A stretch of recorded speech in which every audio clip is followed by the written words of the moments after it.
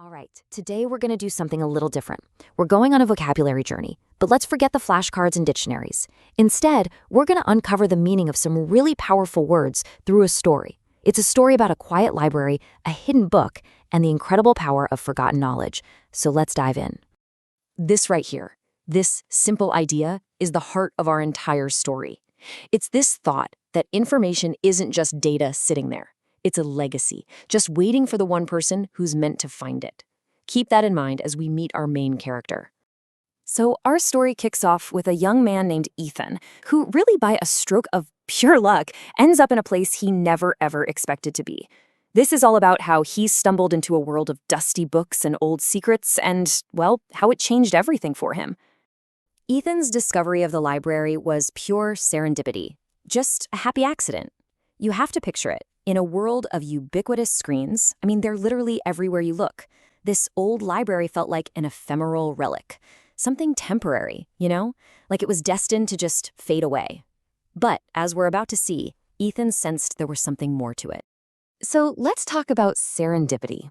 It's that wonderful feeling of finding something really good completely by chance.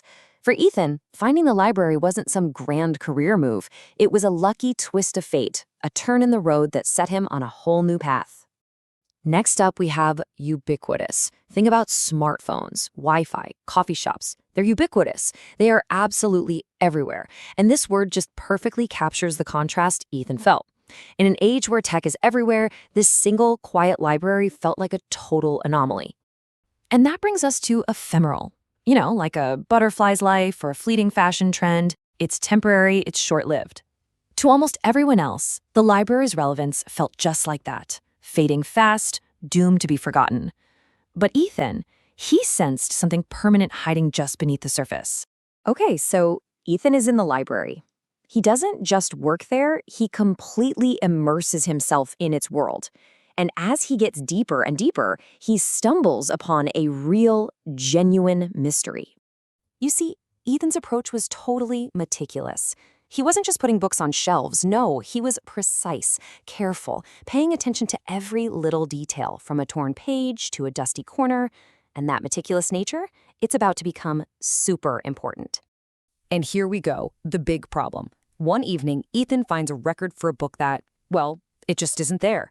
This is his conundrum, his big puzzle, but instead of just shrugging it off, his resilient spirit, that ability to bounce back, kicks right in. He is determined to figure this out. A conundrum isn't just any old problem.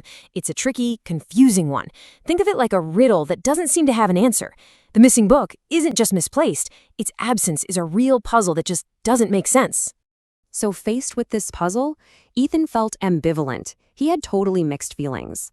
Part of him wanted to just let it go, but his pragmatic side, his practical, logical mind, was convinced that a systematic search would get him an answer. It's that internal debate, right? But the search was not easy. The book was completely elusive, just impossible to find. Still, Ethan's routine was impeccable. It was flawless. He had this deep-down belief that if he just kept everything in perfect order, the solution would eventually have to show itself. Just when it seems like Ethan's hit a dead end, a new character walks into our story. She's an elderly woman, a regular at the library, and she seems to understand its secrets way better than anyone else. This is Clara. She has this benevolent, this really kind and warm smile. But you can tell she's a bit disillusioned, kind of disappointed by how the world has changed.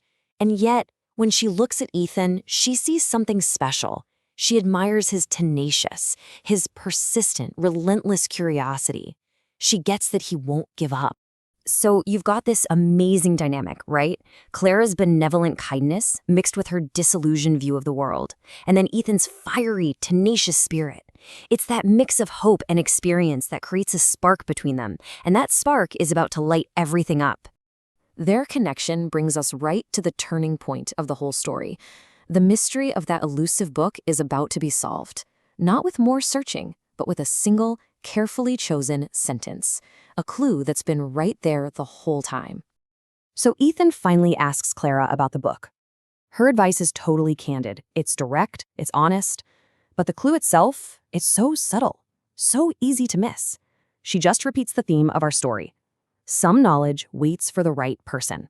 And in that one sentence, it all just clicks for Ethan. This is it, the moment we've all been waiting for. After all that searching, after that whole conundrum, where could this book possibly have been? And the answer is just brilliant. It wasn't in some secret room or locked away.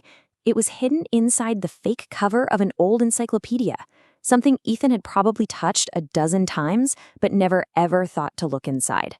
The moment he opens it, Ethan feels this absolutely profound sense of purpose. This isn't just a discovery, it's a calling. The book is filled with ideas that the world had decided were obsolete, totally out of date. But Ethan sees it instantly. They're still powerful, still so important. And that word, profound, is so perfect here. It captures the sheer weight of this moment. It's not just a small win, it's a deep, intense realization that completely changes his perspective. He hasn't just found a book, he's found his mission in life. And this brings us to our conclusion, because finding the book doesn't just solve the mystery, it transforms Ethan, and it changes his relationship with that library forever. After that day, Ethan became vigilant. He was watchful, protective of the library's secrets. He understood that change is inevitable, right? You can't stop progress. But he also realized that some truths, even the recalcitrant ones, the stubborn ones that refuse to be forgotten, they have to be preserved. He learned that moving forward doesn't have to mean leaving everything behind. And that really leaves us with a final question for ourselves. Ethan's story is a powerful reminder that sometimes the most important knowledge is the stuff we're quickest to call obsolete. So it makes you wonder, in our own fast-moving, always-changing world, what difficult, stubborn, but essential truths are we in danger of forgetting? What's waiting out there on a dusty shelf just for the right person to find it?